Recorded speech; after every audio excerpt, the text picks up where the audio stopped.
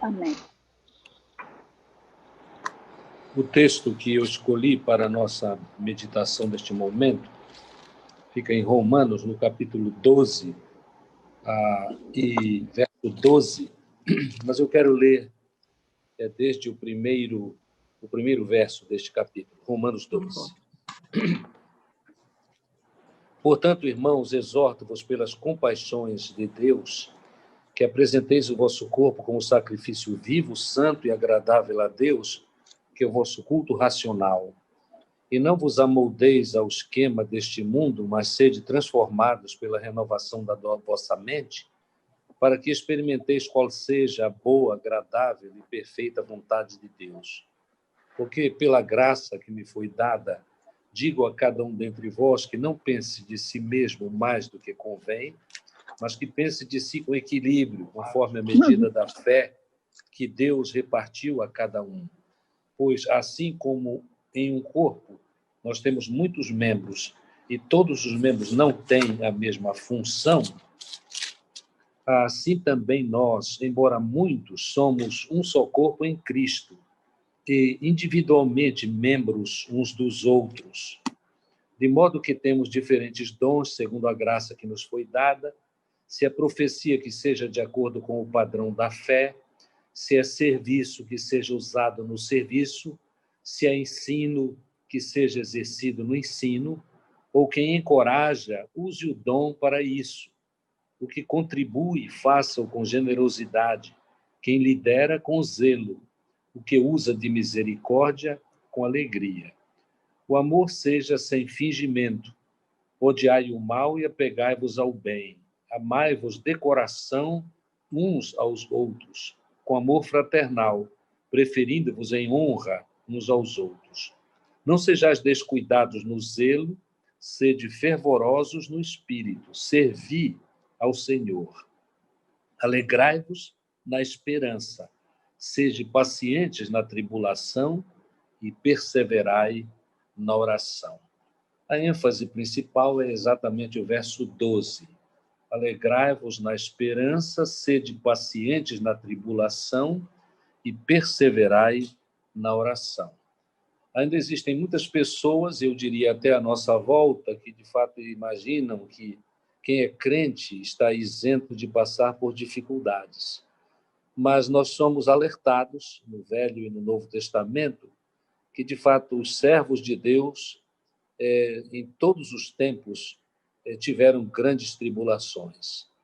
Haja visto que no Velho Testamento nós temos a história de Jó, um homem justo, segundo a avaliação do próprio Senhor Deus, e que sofreu grandes amarguras, teve grande sofrimento, não apenas sofrimento no seu ambiente e na sua família, mas ele próprio, pessoalmente, passou por terríveis sofrimentos.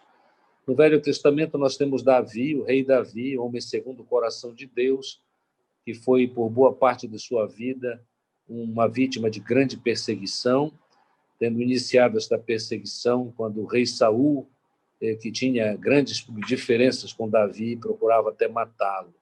Temos a história de Daniel, um homem de oração, muito perseguido, e perseguido por causa de sua fidelidade a Deus. Mas nós temos afirmações em Hebreus, no capítulo 11, que Hebreus, lembrando, é o capítulo da fé. Nós temos expressões muito interessantes a partir do verso 35, onde o texto diz assim, algumas mulheres, se referindo a pessoas de bem do Velho Testamento. Algumas mulheres receberam pela ressurreição seus mortos, algumas foram torturadas e não aceitaram ser livrados para alcançar uma melhor ressurreição. Outros experimentaram zombaria, espancamentos, correntes e prisões, foram apedrejados e provados, cerrados ao meio, morreram ao fio da espada, andaram vestidos de peles de ovelhas e de cabras, necessitados, aflitos e maltratados. O mundo não era digno dessas pessoas, andaram vagando por desertos e montes, por cavernas e buracos da terra. E todos eles, embora recebendo bom testemunho pela fé, não obtiveram a promessa, visto que Deus havia providenciado ao melhor a nosso respeito, para que sem nós eles não fossem aperfeiçoados. É interessante que no Novo Testamento nós tenhamos expressões muito interessantes, muito importantes, né? Por exemplo, a palavra do próprio Senhor dizendo que no mundo nós teríamos aflições. Nós temos afirmações do apóstolo Paulo, que são tão queridas nossas, porque nos lembram dos sofrimentos dos crentes, e é bom que isso fique bem gravado na nossa mente, porque às vezes, devido aos erros e às falsas promessas que nós ouvimos, especialmente na televisão, por alguns falsos profetas do nosso tempo, nós somos tendentes a não entender isso, né? O apóstolo Paulo, no capítulo 11 de 2 Coríntios, a partir do verso 23, ele disse assim: são servos de Cristo, sou ainda mais, falo como se estivesse louco. Aí diz assim: muito mais em trabalhos, muito mais em prisões. Os sofrimentos dele é uma lista enorme, né? Em chicotadas sem medida, em perigos de morte, muitas vezes. 5 vezes recebi dos judeus 39 chicotadas. 3 vezes fui espancado com varas, 1 vez fui apedrejado, 3 vezes sofri naufrágio. Passei 1 dia e 1 noite em mar aberto. Muitas vezes passei por perigos em viagens, perigos em rios, perigos entre bandidos, perigos entre os do meu próprio povo, perigos entre gentios, perigos na cidade, perigos no deserto, perigos no mar, perigos entre os falsos irmãos, em trabalho e cansaço, muitas vezes em noite sem dormir, com fome e com sede, muitas vezes sem comida, com frio e com falta de roupas. E além de outras coisas, ele acrescentou ainda mais o sofrimento. Ainda pesa diariamente sobre mim a preocupação com todas as igrejas. Note a natureza da dificuldade dele. Quem se enfraquece, que eu não me enfraqueça. Quem se escandaliza, que eu também não fique indignado. Então, nós vemos a servo do Senhor, exemplo de trabalho, exemplo de dedicação, mas que sofredor.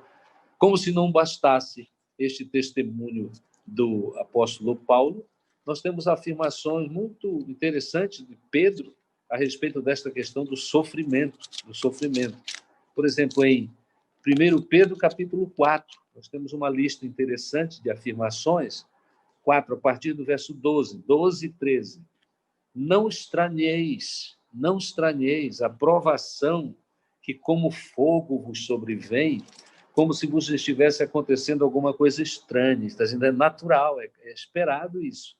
Mas alegrai-vos por ser de participantes dos sofrimentos de Cristo, para que também vos alegreis e exulteis na revelação da sua glória. Se sois insultados por causa do nome de Cristo, sois abençoados, porque sobre vós repousa o Espírito da glória, o Espírito de Deus. E Jesus, como eu disse, né, ele afirmou que teríamos aflições. Tudo isso como base para nós falarmos sobre como é que nós vamos enfrentar, então, estas provações multifacetadas, né? De muitos tipos. O texto que li para os irmãos e o verso que eu singularizei em Romanos 12 diz claramente que nós temos aqui um esquema a respeito disso, né? Como é que vamos enfrentar estas provações? Em primeiro lugar, nós vamos devemos procurar experimentar esperança, enfrentar com esperança, enfrentar com paciência e enfrentar com perseverança. A maioria absoluta de nós precisa crescer nestas questões, né? Mais esperança, mais paciência e mais perseverança, porque dependendo da magnitude do nosso sofrimento, se nós não tivermos isso, nós sucumbiremos, nós literalmente enfraqueceremos na nossa fé. É interessante que esta conexão de esperança com paciência e perseverança são muito comuns, esta conexão é muito comum nos escritos do apóstolo Paulo. Se nós quisermos, por exemplo, olhar rapidamente para Romanos 5, nós vemos esta mesmíssima conexão a partir do verso 13 até o verso 5, né? Notem, e não somente isso, mas também nos gloriamos nas tribulações, sabendo que a tribulação produz perseverança, a perseverança, a aprovação, e a aprovação, a esperança. Então, este trinômio está aqui, né? E a esperança não causa decepção, visto que o amor de Deus foi derramado em nosso coração pelo Espírito Santo que nos foi dado. O amor de Deus foi derramado em nosso coração. E o fundamento para toda essa esperança, paciência e perseverança é o amor de Deus. É o amor de Deus. Porque nós só podemos experimentar esperança, paciência e perseverança quando nós temos a convicção do que é a nossa vida nas mãos de Deus. O verso que citei diz que aquele que não poupou Deus, que não poupou o seu próprio filho, como não nos dará com ele, isto é, com Cristo, todas as coisas? É interessante lembrarmos que a tribulação, o sofrimento, serve para nos ajudar à conformação à imagem de Cristo. E também, quando nós passamos por tribulações, o nome de Deus é exaltado, porque é um fato natural de que quando nós passamos por tribulações, nós procuramos ter mais dependência de Deus. E as tribulações, eu quero ainda dizer, podem ser de várias naturezas. Existem tribulações que são dificuldades que são muito diretas em referência a cada um de nós. É o meu sofrimento, é a minha dor, são as minhas perdas, não é? Mas, às vezes, a tribulação é indireta. Por causa do nosso amor pelos outros, especialmente o amor da família e o amor da família maior que a igreja, nós passamos por tribulações por causa dos nossos queridos que passam por estas dificuldades. Mas, enfim, há estas três coisas importantes nas quais devemos crescer. Experiências são esperança, paciência e perseverança. Nós podemos comentar o seguinte: por causa das misericórdias de Deus, e vamos lembrar, quais são as misericórdias de Deus? A misericórdia de Deus, em toda a carta de Paulo aos de Roma, a misericórdia de Deus é principalmente, é primordialmente, o fato de que nós fomos salvos por Deus na pessoa de Jesus Cristo. A grande misericórdia de Deus é esta, não é? Outras coisas são também misericórdia de Deus, mas a principal delas é que, enquanto éramos pecadores, sem nenhum merecimento absolutamente, Jesus Cristo morreu por nós. Por causa dessa misericórdia de Deus, já demonstrada, é que nós podemos, sim, nos alegrar na esperança. A esperança não é só a esperança para este mundo. A esperança aqui é a esperança de vida eterna com Deus. E é impossível passarmos por esta alegria se a nossa esperança é só para este mundo, as boas experiências que nós temos aqui neste mundo, não é? E nós devemos lembrar que a alegria, esta esperança, esta alegria esperançosa, não é algo que nós experimentamos só por causa de uma questão de personalidade, né? Aí eu fico pensando assim, não, eu sou triste porque esta é a minha personalidade, eu sou alegre porque é assim que Deus me formou. Não tem nada a ver com isso. Nós não somos alegres também por causa necessariamente das circunstâncias da nossa vida. Aqueles exemplos que eu dei, Jó, Daniel, Davi, Paulo e Pedro, a alegria deles não tinha a ver com circunstâncias, as circunstâncias eram dificílimas. Também a nossa alegria não é uma alegria forçada, não é? É que nós dizemos, não, eu não estou triste, mas isso é forçado lá dentro, nós estamos, não é? É interessante que, se nós não atentarmos para estas verdades das Escrituras, nós não teremos esperança, porque a esperança daqui se esvai rapidamente. Então, como é que a gente faz para ter esta alegria, esta esperança que dá tanta alegria? Uma coisa interessante que devemos fazer é focar a nossa vida e a nossa mente na esperança das promessas de Deus quanto à salvação, a respeito da qual eu já falei. O nosso futuro, por causa da obra de Deus na nossa vida por meio de Cristo, é glorioso. Nós temos a vida eterna garantida por Jesus. Esta é a razão da nossa alegria. Jesus, nesse sentido, mais especial, é a razão da nossa alegria. Também podemos pensar que, por causa das misericórdias de Deus, já citadas, a grande misericórdia é o fato de que somos salvos pela graça de Jesus, nós podemos ser, sim, pacientes na tribulação. Pacientes na tribulação. A nossa alegria é na esperança, a nossa paciência é por causa da esperança. E voltando, tribulação, tlipsis na língua grega, significa pressão. Pressão.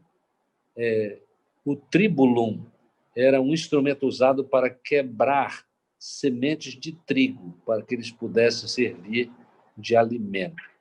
É interessante, as tribulações são as pressões sobre nós. E se nós vamos ser pacientes, nós vamos resistir por causa da obra de Deus na nossa vida. E vamos, sim, ser pacientes. Né? Aguentaremos o que for preciso, porque Deus será e Ele é conosco, nós sabemos disso. Mas também por causa das misericórdias de Deus, nós somos, alguém pode dizer assim numa palavra mais dura, somos levados, forçados a experimentar a necessidade de orar, a necessidade de orar. Muitas vezes, neste período de grandes sofrimentos, porque estamos passando já há bom tempo este novo sofrimento, que surpreendeu a todos no mundo, eu tenho ouvido de pessoas e tenho pensado sobre mim mesmo assim, eu nunca orei tanto. Eu nunca orei tanto. E comumente nós já orávamos quando éramos atribulados, mas agora que as tribulações são maiores, nós oramos constantemente. Em Efésios, outro dia eu estava ouvindo uma meditação muito importante de um colega pastor, e ele fez referência a um texto que eu acho especialmente se tornou para mim extremamente precioso. É aquele texto de Efésios, no capítulo 6, né, que, escrevendo sobre a armadura de Deus, o apóstolo Paulo, no verso 10 do capítulo 6 de Efésios, começou dizendo assim, fortalecei-vos no Senhor e na força do seu poder. Este nosso tema de hoje, a necessidade de nós experimentarmos estas coisas, esperança, paciência e perseverança, nos ajuda a nos fortalecer no Senhor e na força do poder dele. Mas lá no verso 18, já no verso 17, já terminando essas afirmações sobre a armadura de Deus, o apóstolo Paulo escreveu assim, tomai também o capacete da salvação e a espada do Espírito, que é a palavra de Deus. Aí vem, com toda oração e súplica, orando em todo tempo no Espírito. E para isso mesmo, vigiando com toda, olha aqui, a perseverança e súplica por todos os santos e também por mim, para que a palavra me seja dada quando eu abrir a boca, para que eu possa, com ousadia, tornar conhecido o mistério do Evangelho, pelo qual sou embaixador na prisão, para que nele eu tenha coragem para falar como devo. Eu quero ressaltar esta expressão, com toda oração e súplica, orando em todo tempo no Espírito. Orando em todo tempo no Espírito. Então, o que significa este orando no Espírito? Orando no Espírito. Ora, nós oramos, mas muitas vezes quando estamos expressando os nossos sentimentos, as nossas necessidades para Deus, a nossa oração é genuína, mas é assim, uma coisa que é muito nossa, é do ser humano. É por causa da minha maneira de ser, a minha maneira de reagir, a minha maneira pessoal de reagir às tribulações, por causa do amor que eu tenho pelos outros. Enfim, estas coisas muito pessoais. Mas este orar no Espírito é algo relacionado ao seguinte, aqui, o próprio Santo Espírito de Deus, portanto, Deus mesmo, coloca no nosso coração alguns motivos, algumas razões específicas para a nossa intercessão. E a experiência que é relacionada a este fato, orar no Espírito, é quando Deus coloca isso no nosso coração, é que, sem dúvida, a maioria absoluta de nós já teve experiência de nem estar envolvido em alguma atividade e Deus, nós entendemos, coloca no nosso coração e na nossa mente uma necessidade, que, de fato, não era algo que estava no nosso consciente. Nós entendemos que isto tem a ver com este orar no Espírito. É Deus mesmo quem coloca pelo Espírito este motivo de oração, ou esta intensidade para a nossa intercessão. Eu tenho uma experiência muito pessoal, ocorrida há muitos anos, quando eu passei por um sofrimento, e eu fiquei impressionado com o fato de que o meu colega pastor, na época ele era pastor aqui em Manaus, e eu estava em Brasília, e quando chegou de manhã, eu passei por uma grande dificuldade uma certa noite, e de manhã, bem cedo, o pastor Isaltino, meu amigo pessoal, ele me telefonou, e o início logo da conversa foi assim: eu ontem à noite me senti muito angustiado por causa de ti, e eu comecei a orar por ti. O que foi que houve? Quer dizer, eu não comuniquei nada, ninguém comunicou nada, era uma coisa que eu sofri já tarde da noite, e de manhã bem cedo, Isaltino Gomes Coelho Filho já tinha orado por mim. Para mim, este é um exemplo que eu posso dar a respeito deste orar no Espírito. Quer dizer, o Espírito Santo de Deus comunicou ao pastor Isaltino que eu tinha passado por uma crise e ele orou por mim, sem saber outra coisa a não ser de que eu estava em alguma aflição. Esta é uma experiência assim, muito, muito especial. E a maioria de nós, eu creio, tem passado por experiências assim, de que, de maneira sobrenatural, Deus coloca, pelo orar no Espírito, coloca no nosso espírito que oremos a respeito de um assunto. E fazemos. Se temos alguma relação mais estreita com Deus, entendemos já esta realidade e passamos por esta agradabilíssima experiência. No tempo de grandes tribulações que estamos tendo agora, muitas vezes nós devemos lembrar que esta prática de oração, esta perseverança na oração é importantíssima. E eu quero dizer que é importante não apenas porque nós temos um texto que diz assim, orai sem cessar, mas também tem a ver com isso. Orai sem cessar, eu creio que não é todo o tempo estar afirmando frases e dizendo a Deus o que nós desejamos, Eu quero crer que é assim. Quando nós entramos em conhecimento de alguma necessidade, imediatamente o nosso espírito se volta para Deus, e se somos de fato amadurecidos espiritualmente, buscando que Deus conheça o que nós pensamos, mas submetendo a Deus a vontade dele. Aquela oração, seja feita a tua vontade, assim na terra como no céu, deve estar constantemente diante de nós. Porque se nós agimos assim, nós, de fato, passamos pela experiência de ter em Deus refúgio seguro, não importa a natureza da crise que nós estamos passando. Esta experiência, que é esta realidade que é ensinada pelo apóstolo aqui, é muito importante para nós. Especialmente quando a luta é maior, a luta espiritual é maior, é muito precioso nós estarmos alegres na esperança. A esperança é a esperança completa, o que está na nossa mente, o que deve estar na nossa mente. Não é uma esperança só para o dia de hoje ou para o dia de amanhã ou até o final da minha vida. É para a vida eterna. Nossa esperança é para a vida eterna. A paciência na tribulação é por causa da certeza que Deus nos ama. Há pessoas que, de fato, num tempo de tribulação, começam a conjecturar que, por alguma razão, Deus não está satisfeito comigo. Aí ficam buscando culpas, razões para culpar-se, e dizer, não, Deus está desagradado comigo, é por isso que eu sofro. Nós devemos combater isso aí também. E nós devemos perseverar na oração, continuar orando, confiando que Deus vai sim fazer a sua vontade. Eu gosto muito desta expressão, como já disse, de Efésios, no capítulo 6, orando no Espírito. Para nós termos mais experiências neste orar no Espírito, nós precisamos entregar a nossa vida a Deus constantemente. Eu gostei de uma afirmação que li recentemente, onde o autor dizia assim: em última análise, orar genuinamente é aproximar-se de Deus, sem reservas, certos de que Ele é o dono da nossa vida e que Ele tem poder e age em nossa vida para cumprir toda a sua vontade.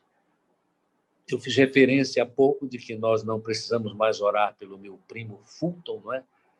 Porque ele já passou para a eternidade há poucos dias atrás, mas eu achei extremamente importante a afirmação do filho mais velho dele, que disse que ele aprendeu do pai princípios especiais da própria palavra de Deus, quando ele ensinava isso. E eu fiquei extremamente feliz porque eu não tinha esta compreensão daquele meu primo, eu não era extremamente próximo dele, especialmente nos últimos anos, mas eu fiquei extremamente feliz porque aí está um filho, e eu imagino que os outros também, pelo testemunho dado, têm a mesma experiência, de que eles aprenderam a se aproximar de Deus. E num pequeno escrito deste filho a respeito do pai, em gratidão a Deus, ele deu uma demonstração de que ele entendia que, muitas vezes, a vontade de Deus não é exatamente a nossa. A vontade de Deus não é exatamente a nossa.